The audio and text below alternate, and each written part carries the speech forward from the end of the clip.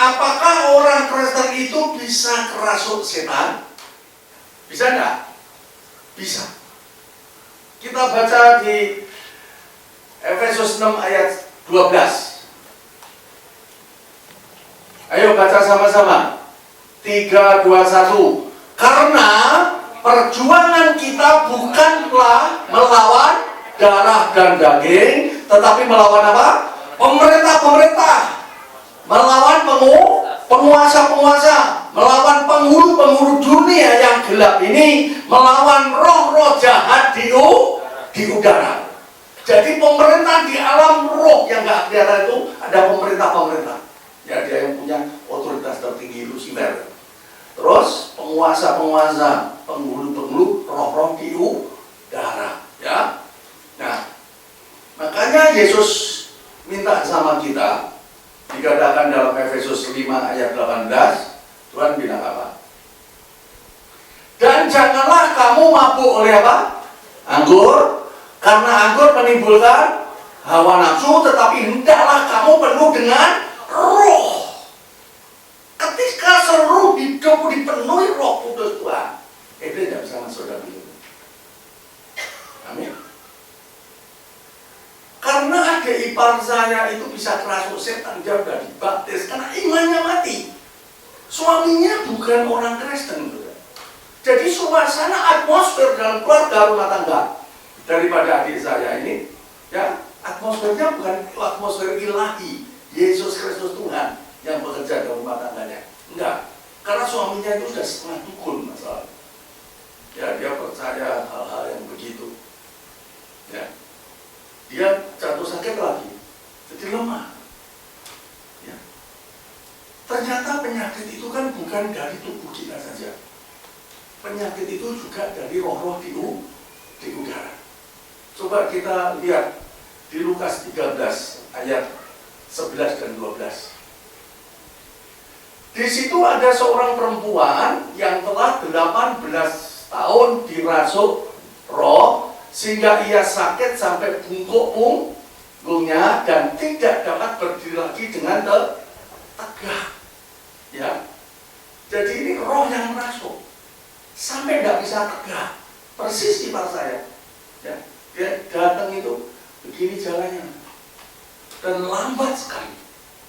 Ya, dia sakit, dirasuk setan.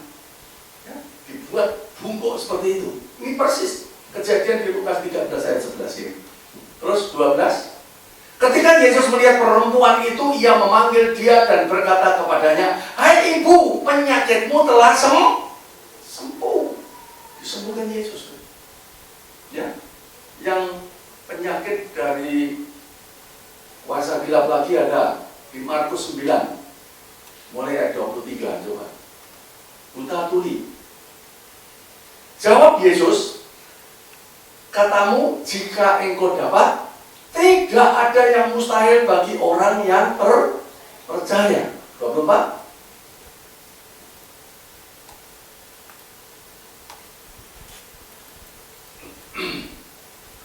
Segera ayah anak itu berteriak, "Aku percaya, tolonglah aku yang tidak percaya ini." 25. Ketika Yesus melihat orang banyak makin datang berkerumun, ia menegur roh jahat itu dengan keras, katanya, "Hai kau roh yang menyebabkan apa? Orang menjadi bisu dan tuli. Aku memerintahkan engkau, keluarlah daripada anak ini dan jangan memasukinya lagi." Ya. Jadi saya kalau berdoa untuk orang bisu tuli dulu di Surabaya ada anak kecil ya. Sudah waktunya bicara tidak bisa bicara. Ternyata ada rohnya. Ketika saya tengking dalam nama Yesus, roh bisu, nya keluar. Anak itu langsung bisa bicara. Saya bilang gini, "Ini berapa? Berapa? Satu." Gitu aja. Ya luar biasa. 2. Ya langsung bisa bicara. Tulisan. Kalau saya berdoa untuk orang-orang yang sakit tuli kan saya tengking roh tuli, keluarnya. Ya lepas. Ya lepas kan?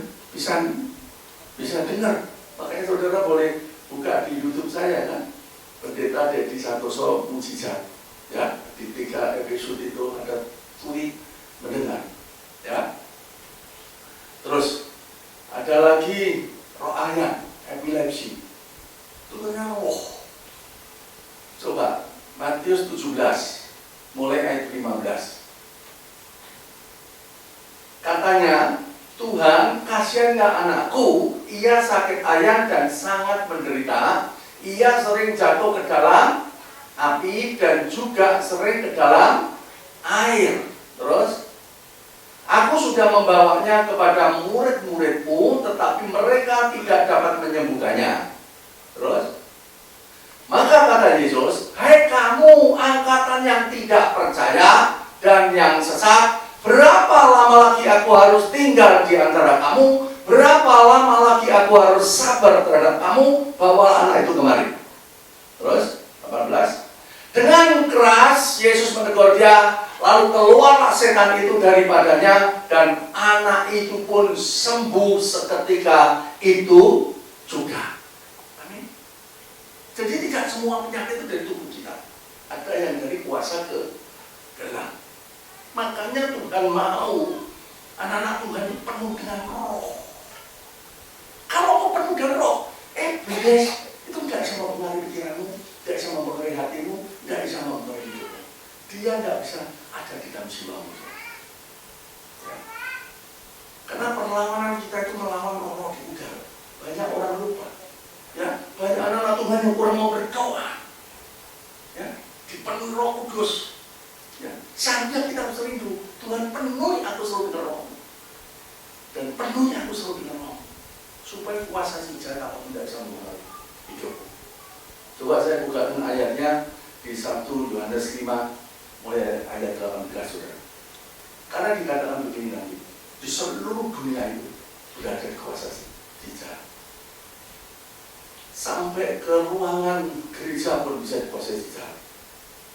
Sampai dalam jiwamu pun bisa dikuasai si jahat. Pikiran kita. Cuma satu tempat yang tidak bisa dikuasai si jahat, yaitu rohmu yang tidak dilahirkan kembali. Ini ayatnya. Kita tahu bahwa setiap orang yang lahir dari Allah tidak berbuat dosa. Setiap orang yang lahir dari Allah, saudara dan saya ini rohmu dilahirkan kembali. Rohmu yang dilahirkan baru ini bersama Roh Kudus itu tidak akan pernah berbuat dosa. Ya, karena dia Roh Kudus itu tidak berbuat dosa. Yang berbuat dosa itu daging kita, hawa nafsu kita ini. Ya. Tetapi dia yang lahir dari Allah melindunginya.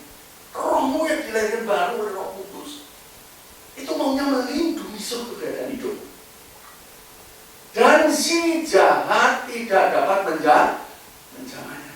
Dia mau melindungi kita dari segala yang jahat. Ayat 19, kita tahu bahwa kita berasal dari Allah dan seluruh dunia berada di bawah kuasa si jahat. Seluruh dunia ini, ya, ayat 19 ini kata di bawah kuasa si jahat. Sampai ke dalam jiwa manusia itu masih bisa dikuasai si jahat. Ya, makanya Ananias itu orang Kristen. Ya, Ananias sudah bertobat. Dia mau jual hartanya, tanahnya, dia membohongi Roh Kudus, dan dia mau serahkan seluruhnya. Dia bilang yang separuh. Petrus bilang, kenapa hatimu dikuasai si jahat? Amin. Ya, Yohanes apa? Yudas, hatinya juga. Ya, untuk dia berkhianat. Coba Yohanes 13 ayat 2. Mereka sedang makan bersama dan iblis telah membisikkan rencana dalam hati Yudas Iskariot anak Simon untuk mengkhianati Yesus. Makanya banyak anak-anak Tuhan ya, lebih saudara, kalau saudara pikiranmu sudah aneh-aneh macam-macam ya. Ya. Waduh, roh-roh di udara itu senang. Roh najis, roh cabul, roh ketakutan, roh apa, itu menyerang jiwa. Ya. Karena lawan kita ini roh di udara. Ya. Hanya satu tempat dalam hidupmu yang roh-roh itu tidak bisa masuk, yaitu rohmu yang tidak dilahirkan baru. Makanya dari dalam hati Yesus mengatakan ini sebelum dia mati di dalam Yohanes 7. Barang siapa percaya kepadaku, dari dalam hatinya mengalir aliran-aliran air hidup. Setiap anak Tuhan harus mengalirkan aliran-aliran air hidup rohnya Allah, memenuhi seluruh bejana hidup untuk melindungi bejana hidupmu dari si jahat. Ya. Dari dalam pikiranmu sendiri, kau sudah punya bakat pornografi. Kalau itu kamu menikmati pornografi melalui YouTube, ya harus porno kamu menikmati, roh najis itu tidak akan masuk. Dia akan membelenggu. Makanya orang kalau tidak kena pornografi, ya, itu nggak beda kayak orang kena rokok. Ya, orang kalau sudah kena nikotinnya rokok, itu coba kalau dia nggak rokok, tangannya kan begini. Dia punya rokok, ada rokok baru ikatan. Ya. Orang pornografi semua, kalau dia di YouTube buka tangannya gini kan, ya mau lihat aja. Ya. Banyak anak-anak dalam pasar gitu, itu namanya perbudakan. Ya. Coba Roma 8 ayat 15, saya tujuin aja semua. Kalau dulu kan saya enggak, ini saya buka semua. Sebab kamu tidak menerima roh perbudakan,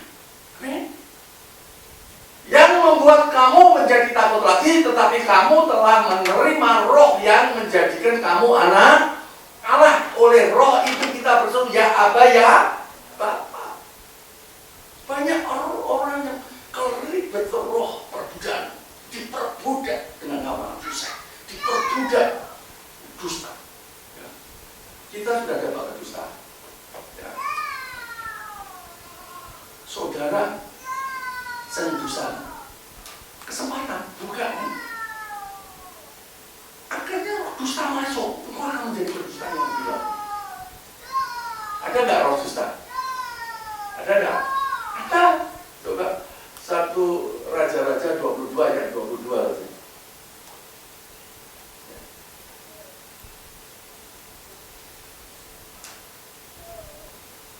Jawabnya, aku akan keluar dan menjadi roh dusta. Orang kalau udah diperbudak oleh dosa dusta, roh dusta ada di dalam itu. Makanya ya, orang kalau sudah kena roh dusta, maunya dusta, enggak dusta rasanya enggak enak, maunya dusta aja.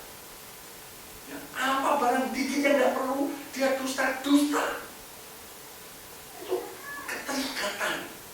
Nah, makanya orang tidak harus dilayani, dilepaskan.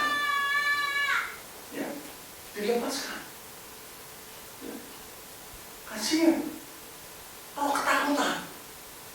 Ada nggak roh ketakutan? Ada. 2 Timotius 1 ayat 7.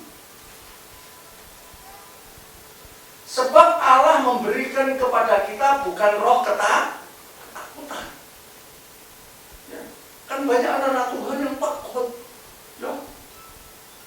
Sudah ada rasa takut. Karena dia membuka diri lebih lagi. Dia tidak lagi berdoa, tidak diberi Roh Kudus. Artinya, sehingga dia tambah takut. Takutnya berlebihan, parano. Yang seharusnya tidak takut, menjadi takut. Wah, itu kayak ikat. Saya dulu mengalami, ya. Saya dulu dari kecil takut kalau lihat orang mati, ya. Sampai besar pun takut. Nah, setelah saya ngerti roh takut segala ini, campur tangan. Saya mulai sadar, saya minta kekuatan Tuhan. Ya, saya mulai penguasaan diri. Lepas, saya nggak takut orang mati. Saya dulu punya ketakutan di ketinggian. Ya, sudah takut ditambah roh takut lagi, ketakutannya berlebihan. Ya, di Taman Mini itu kalau naik kereta gantung itu, ya, saya ketakutan. Stres ya.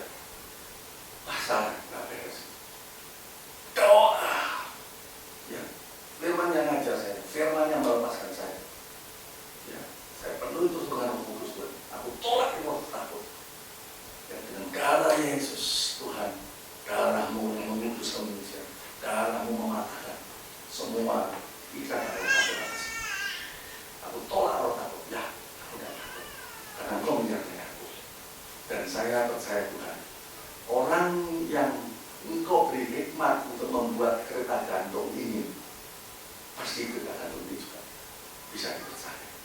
Ya. Sembuh kan? Hilang.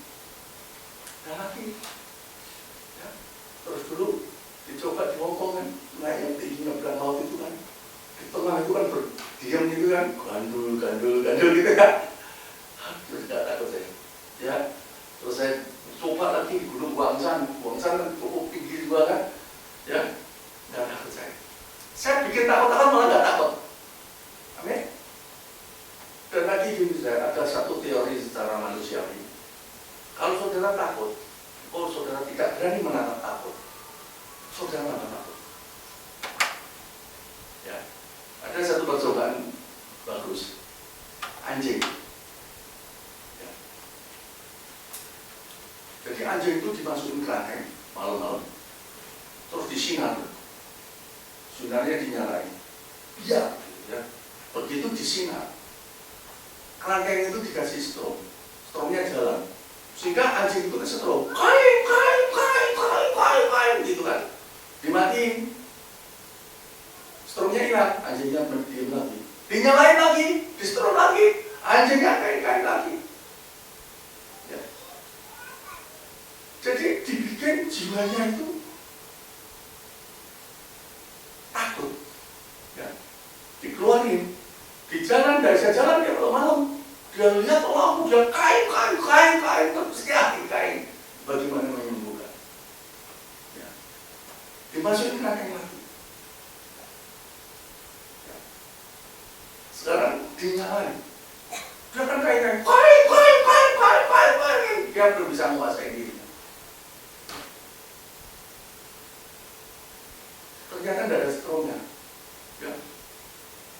Dimatiin dia nggak kain, dinyalain dia kain, padahal nggak ada stromnya. Terus dilatih gitu lagi. Anjing ini mulai sadar, tidak apa-apa ya ternyata sembuh deh, ya. Dinyalain nggak ada stromnya, disembuhkan jiwa. Sama orang yang takut, kalau nggak berani tangkap, nggak berani masuk, lebih baik engkau sudah disertai Tuhan Yesus, engkau tambah takut. Kalau kamu ngebayangin roh di udara, roh takut itu akan campur tangan dalam hidupmu, engkau dibikin jiwamu tambah hancur takut. Amin. Maka jangan. Amin. Ingat, makanya anak-anak Tuhan itu harus rindunya itu seperti usaha yang merindukan sungai Kerai. Demikian Tuhan jiwamu merindukan engkau. Penuhi terus hatiku dengan rohmu. Terus Tuhan tenggelamkan terus bejana hidupmu ke dalam rohmu, supaya si jahat ketakutan, supaya si jahat najis cabul kedagingan tidak berkuasa. Daging itu hanya mati kalau ditenggelamkan dalam roh. Terus, ya, kau harus tahu. Ya. Nah, ipar saya itu bisa seperti itu. Karena imannya itu tidak bertumbuh, imannya mati, sehingga rohnya tidak hidup, kosong. Ya. Kemasukan roh dicekik, ngeri, ya, dia dicekik. Ya. Kita tengking, wah. Hati-hati. Ya. Engkau anak Tuhan, engkau sudah keluar dari dosa. Jangan engkau bersekutu dengan peramal, jangan kamu bersekutu dengan hal-hal yang jahat. Ya. Coba kita baca di Imamat 19 ayat 31. Janganlah kamu berpaling kepada Allah. Nah, karena suami daripada ipar saya itu masih percaya Allah. Jadi kuburan-kuburan orang tua minta gitu kan, arwah kasih makan, gitu. Ya. Atau kepada roh-roh peramal. Janganlah kamu mencari mereka dan dengan demikian menjadi najis karena mereka akulah Tuhan Allahmu. Waktu saya khotbah ini di Surabaya, saya selesai khotbah, waktu saya masih agak panjang, saya ngobrol sama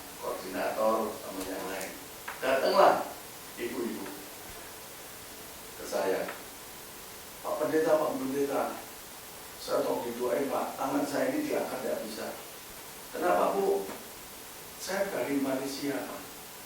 Saya di Malaysia itu di Ramal, Pak.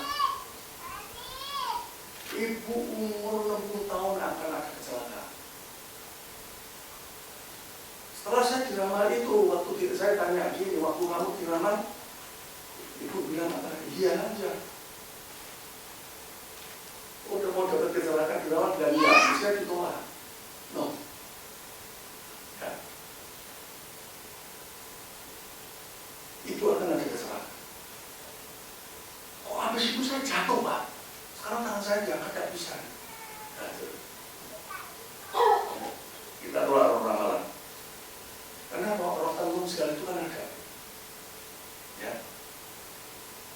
2 minggu yang lalu waktu saya khotbah di Jakarta, ya, kasihan ibu-ibu dibawa anaknya kena pengaruh sihir tenung. Ya. Emasnya 1 kilo diserahin sama orang. Sampai anaknya punya kepala. Anaknya minta, Pak Dedi, tolong mamaku dibebasin dari pengaruh tenung. Ini masih kena pengaruh, Pak. Oh iya, doain. Ya, darah Yesus. Ya, dibebaskan, lepas. Ya. Hati-hati. Ya. Pertenung ada enggak?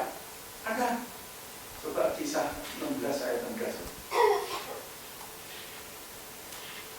Pada suatu kali ketika kami pergi ke tempat sembahyang itu, kami bertemu dengan seorang hamba perempuan yang mempunyai roh tenung. Dengan tenungannya tuan-tuannya memberi penghasilan besar. Makanya seharusnya anak Tuhan itu tidak bisa ditenung, tidak bisa disihir. Pikiranmu tidak bisa dipengaruhi kalau ada Roh Kudus.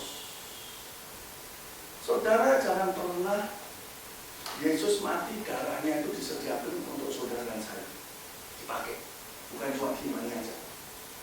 Kita selalu berdoa, Tuhan lindungi selalu waktu jiwa kami dengan darah Yesus. Malaikat Tuhan itu membedakan kami bersama keluarga. Lepaskan, bebaskan dari roh tenung, roh sandat, roh sihir. Lepaskan dari rancang hati saja manusia yang jahat. Minta lepaskan. Ya, dari roh tenung. Kasihan, emas 1 kilo sama barang yang lain. Ya. Ibunya udah tua, ya. Waktu di rumah sendiri disihir. Ya. Karena apa? Karena dia hidup dalam kebenaran Tuhan.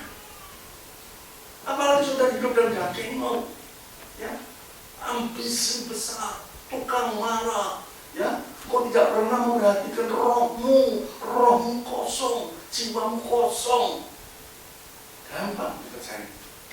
Ya. Maka ibu yang di Surabaya itu saya ajak berdoa. Saya doakan, saya tepuk tangannya dalam nama Yesus, lepas. Tuhan tolong sembuhkan ibu ini dalam nama Yesus. Pas. Langsung saya bilang, Bu, coba sekarang tangannya diangkat. Saya suruh kajian dulu. Coba dikajian dulu, sakit enggak? Oh, udah enggak sakit, Pak. Coba diangkat. Ketika diangkat bisa nama Tuhan dimuliakan dengan luar biasa. Tepuk tangan kita luar biasa. Ya. Amin. Ya.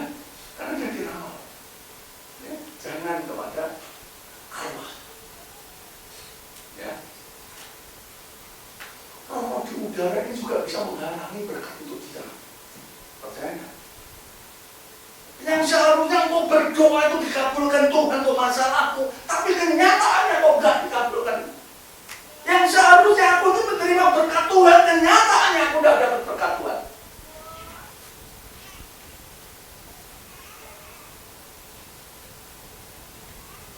Ya, dia bisa menjadi penghalang. Itu bisa jadi penghalang karena ada barang-barang tumpasan. Nanti saya bukakan ayat-ayatnya, ya. Di situ, ya.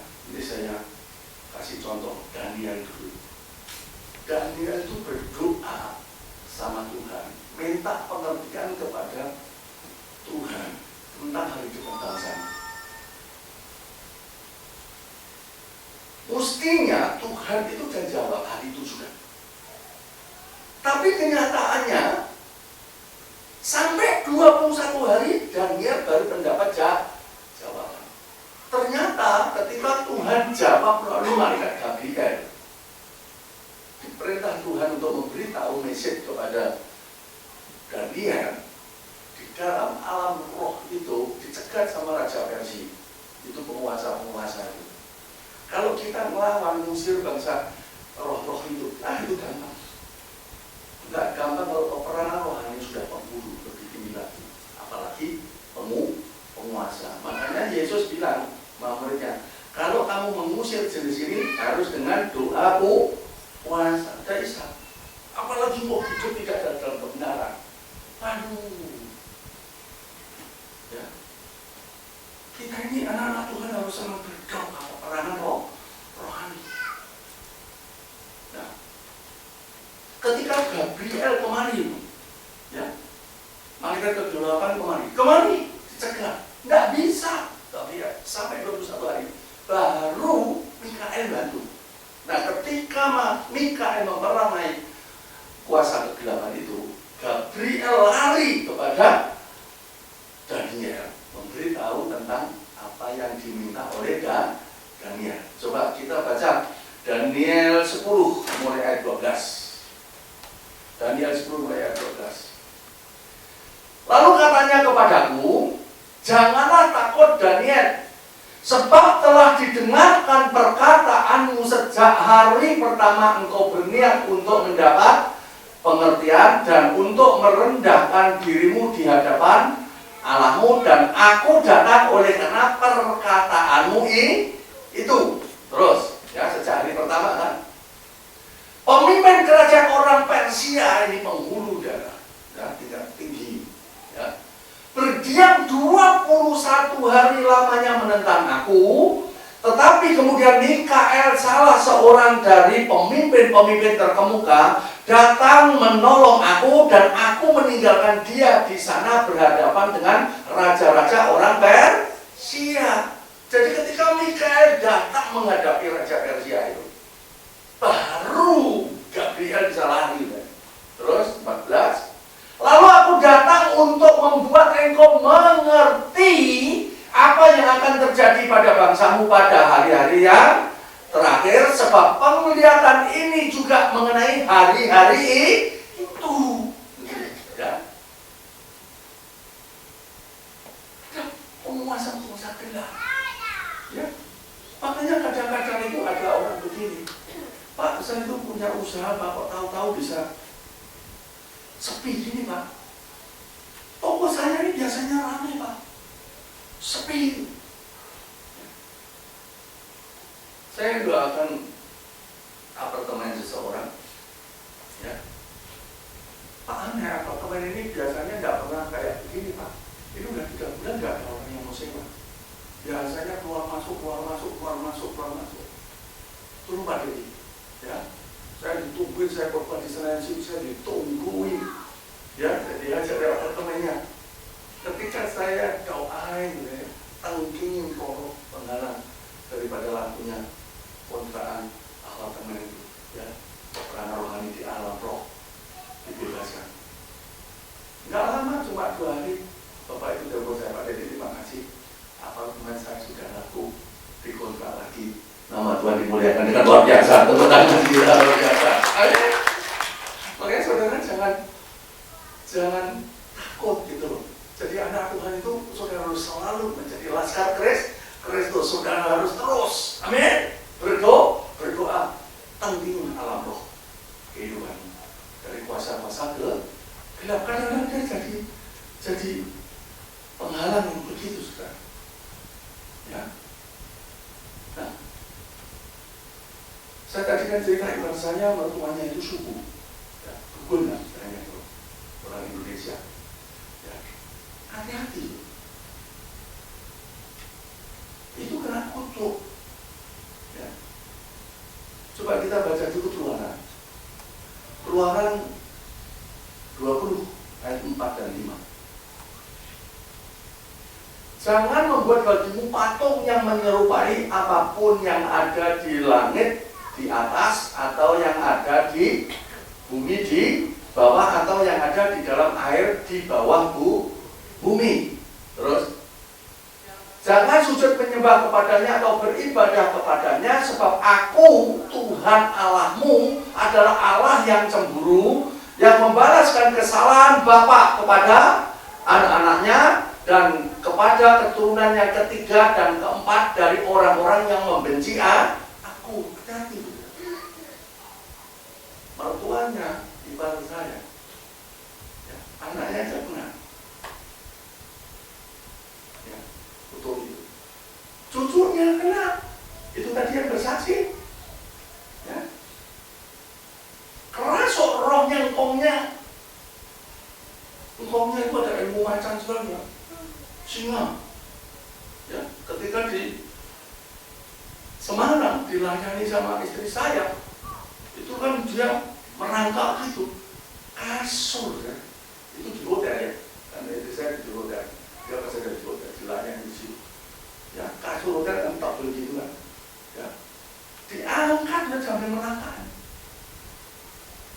lari istri saya, ketakutan, ya nggak pernah ketemu, waduh, coba untuk turun ke ketiga ya. Anak itu udah kena ketiga cucunya.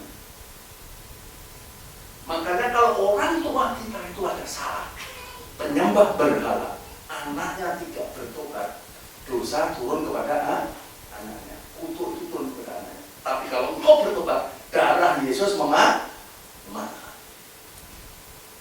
Itu. Nah bedanya orang Kristen yang masih bisa dirasuki setan dan orang yang bukan Kristen. Kalau orang yang bukan Kristen dirasuk setan, itu sampai masuk dalam rohnya. Tapi kalau orang percaya cuma sampai jiwa. Karena rohmu sudah dilahirkan baru ada Roh Kudus sudah bisa. Gitu. Ya. Nah, akhirnya keponakan saya layani juga. Ketika saya pengen keluar, itu tangannya kayak ditarik itu dibikin kaku gini namanya. Dia bilang, Pak sakit Pak, sowaket kayak ditarik, sowaket nggak bisa dibilang, sowaketnya luar biasa aja. Ya dia teriak-teriak. Ya. Akhirnya saya oleh minyak, saya doain. Itu kata dia rasanya keluar tuh lewat ujung jari pas hilang. Itu satu roh. Masih ada roh lain lagi. Mananya dikit pun amunan saya itu. Ya yang saksi tadi. Sampai aku buta, aku tidak bisa melihat, tenang, kamu jangan lihat. Tenang. Saya oles minyak, saya doain lagi, saya tangking lagi, saya suruh pergi lagi, lepas. Jangan. Maka dia bertobat sungguh-sungguh tinggalkan dosa, makanya dia kondisinya rohaninya baik, ya dia tidak lagi bisa kasus setan. Amin. Mamanya yang kondisinya yang tidak baik, rohaninya tidak bertumbuh, imannya tidak bertumbuh, ya, rohnya mati, kerasuk setan. Ya. Makanya kadang-kadang saudara di rumah tanggamu yang lihat istrimu, suamimu tidak seperti biasa, ini orang ada sesuatu. Kita tentu komunikasi, kita tanya apa ada ganjaran kepada kita atau bagaimana. Kalau itu tidak ada, tapi rasanya orang ini maunya yang aneh-aneh, amin. Dengan nama Yesus, Tuhan bersihkan ruangan, seluruh atmosfer ruangan rumah tangga saya ini, rumah yang kami pakai ini, dikuduskan, disucikan oleh darah Yesus. Dan malaikatmu juga membentengi dan bebaskan, lepaskan dari kuasa gelap. Kalau ada roh pertengkaran, kadang-kadang dalam rumah tangga ada pertengkaran, ya, roh pemecah belah keluarga rumah tangga dipatahkan, dihancurkan. Kita tolak, suruh keluar, keluar. Terus bersihkan setiap hari dan bersihkan jiwamu, ya, bersihkan terus jiwamu, bersihkan, minta dipenuhi roh Kudus. Nah, dia tidak sejam lagi, ya, aman kamu dalam lindungan Tuhan, karena dia yang lahir dari Allah dia beli patung, beli lukisan yang bagus-bagus. Saya bilang begini, kalau bisa itu ya jangan dicari yang barang antik lah, ya, karena gitu ya. Kalau engkau beli patung, orang buat patung itu banyak gini, ya, yang dia punya spiritual percaya sendiri. Dia dengan kekuatannya apa yang dia percaya, dia buat patung supaya patung itu nanti hidup, dan kalau dijual laku mahal. Nah itu sudah ada roh lain. Nah roh itu kamu masuk ke rumahmu, itu barang tumpasan. Tadi saya tunjukin ayatnya. Kadang-kadang rumah tanggamu yang tidak ada masalah bisa terjadi masalah. Ya. Terus saya kalau masuk rumahnya orang Kristen, kadang-kadang saya rasakan tidak enak. Saya lihat lukisan itu penuh magis hidup. Ya. Kadang-kadang orang cari jangan karena lukisan kuno bagus, betul, tidak salah. Tapi saya itu ngajak orang Kristen gini lah. Kalau kita itu warga negara Indonesia, bukan Amerika, bendera kita pakai bendera Indonesia. Kamu balik benderanya Yesus. Itu jangan yang aneh-aneh. Saya percaya kalau kau dipimpin Roh Kudus, kau tidak mau yang aneh. Maunya Yesus, tidak ada lagi. Amin. Ya. Nah itu kadang-kadang bisa jadi masalah. Itu namanya barang tumpasan. Ya. Dulu saya punya kenalan teman saya. Dia dapat warisan. Orang tuanya patung yang bagus. Aduh bagus patungnya. Antik. Saya sih senang. Ketika dia punya patung itu, dia bisa marah-marah, suami istri marah-marah, yang rumah tangga yang jelek. Istrinya nggak mungkin nyeleweng. Nggak mungkin istrinya nyeleweng. Bisa nyeleweng. Ada orang najis. Orang najis itu nggak salah di Hosea 4, Hosea 4 ayat 12-13 itu saja. Umatku bertanya kepada pohonnya dan tongkatnya akan memberitahu kepadanya, sebab roh perzinahan menyesatkan mereka dan mereka berzina meninggalkan Allah mereka. Perzinahan, najis di Zakaria. Ya. Roh. Orang Kristen orang pada ngerti. Makanya surat itu bilang apa? Sadarlah dan berjaga-jaga. Lawanmu si iblis itu mengaum-ngaum, menekan. Kalau kau selalu waspada, selalu dipenuhi Roh Kudus, ya, amin. Ya. Nah, ketika itu barang tumpasan begitu dibakar habis, ya, rumah tangganya bisa damai, bisa baik. Dia nyadari. Beberapa tahun yang lalu kan rumahnya nenek saya dijual. Nenek saya, kakek saya itu senang penyembahan berhala antik. Dia punya meja untuk penyembahan berhala itu. Ya, itu antik 100 tahun lebih umurnya. Saya bilang sama keluarga saya, jangan satu pun yang ambil itu dibuang aja, dibakar kalau bisa. Dia kasih orang jalan. Rumah antik itu barang tumpasan, bisa jadi masalah. Ya. Coba kita baca Ulangan 7 ayat 25 dan 26. Patung-patung Allah mereka haruslah kamu bakar habis. Perak dan emas yang ada pada mereka janganlah kau ingini, dan kau ambil bagi dirimu sendiri, supaya jangan engkau terjerat karenanya, sebab hal itu adalah kekejian bagi Tuhan Allahmu. Terus, dan janganlah engkau membawa sesuatu kekejian masuk ke dalam rumahmu, sehingga engkau pun ditumpas seperti itu. Makanya dikatakan itu barang tumpasan, ya, ditumpas. Ya. Haruslah engkau benar-benar merasa jijik dan keji terhadap hal itu, sebab semuanya itu dikhususkan untuk dimusnahkan. Amin. Ya. Ya, pelajaran yang hari ini menjadi berkat bagi semua. Amin. Hati-hati. Ya. Banyak permasalahan-permasalahan yang timbul karena ada barang tumpasan di dalam rumah. Ya, bosan, wah ini antik. Tapi ada magisnya. Ya. Sehingga roh itu bekerja dalam atmosfer rumah tanggamu, dan kau nggak seharusnya berpikir, seharusnya tidak ada perceraian, bisa terjadi perceraian. Yang tidak seharusnya saudara sakit, bisa sakit. Mari kita berdoa siang hari ini. Kita sungguh-sungguh mengasihi Tuhan. Kita hidup di dalam Yesus Kristus Tuhan. Tepuk tangan kita luar biasa. kita berdoa. Kita mainkan musik tersembunyi kuasa Allah.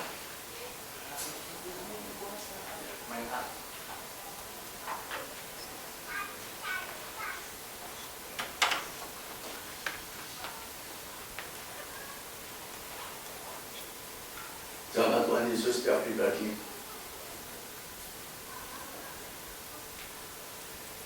Lingkupi seluruh umatmu, tempat ini, keluarga rumah tangga, atmosfer rumahnya dengan darahmu, Bapak, dengan sinar Tuhan, malaikat Tuhan membentengi dan bebaskan mereka dari segala yang jahat. Zaman dan jamah Tuhan Yesus. Ikalah pasti guna. Musik itu strongnya tidak ada dari itunya. Nggak nyambung ya.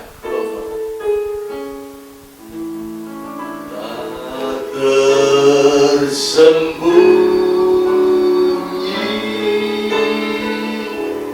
kuasa Allah, kalau lain ditolong, saya juga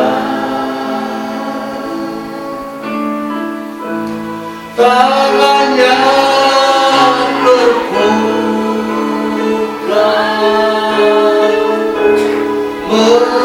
menunggulah,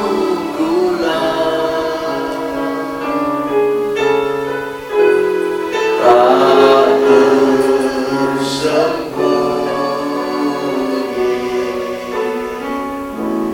kuasa Allah. Jangan musik mengalunkan dengan lembut, saudara semua berdoa. Dikatakan tak tersembunyi kuasa Allah. Tuhan, kalau kuasamu tidak tersembunyi, nyatakan kuasamu pada setiap umatmu yang sedang berdoa di tempat ini, Tuhan. Nyatakan, yang sakit Tuhan sembuhkan, problem ekonomi keuangan Tuhan lepaskan, mereka dibebaskan dari setiap pergumulan mereka. Jamah Tuhan Yesus, jamah mereka semua. Saudara, orang itu berbuat jahat seperti apa dengan engkau, ampuni. Dan jangan menghakimi dirimu sendiri. Kalau engkau sering gagal, engkau seakan-akan tidak ada harapan. Jangan. Engkau harus berdamai. Damaikan dirimu dengan Tuhan. Terima dan percaya bersama Tuhan. Karena kuasa Tuhan itu tidak pernah tersembunyi. Ya, siang hari ini Tuhan nyatakan kuasa-Mu yang tidak tersembunyi itu dalam nama Yesus kepada setiap umat-Mu yang berdoa kepada-Mu, Tuhan. Lepaskan mereka dari pergumulan mereka. Beri jalan keluar, jamah. Tangan Tuhan selalu terbuka menerimamu, menolongmu. Datanglah kepada Dia. Dia sangat baik. Karena Dia datang supaya kamu punya hidup dan mempunyai dalam segala kehidupan. Jamah Tuhan Yesus. Jesus. Kita nyanyikan lagu ini lagi. Tak tersembunyi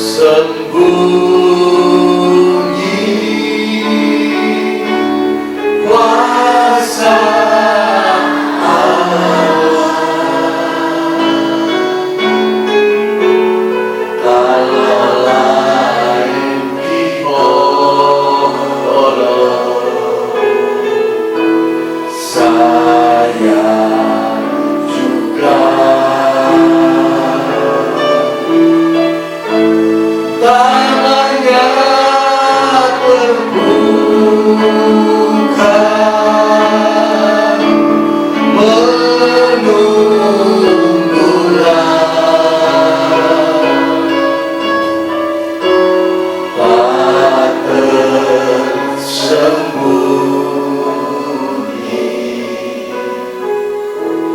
kuasa Allah. Tuhan, sebelum kami semua makan tubuh penuh darah-Mu, setiap tangan mereka membawa persembahannya, diberkati setiap tangan membawa persembahannya dalam nama Yesus. Yang percaya berkata, amin. Mari kita bawa persembahan kita kepada Tuhan.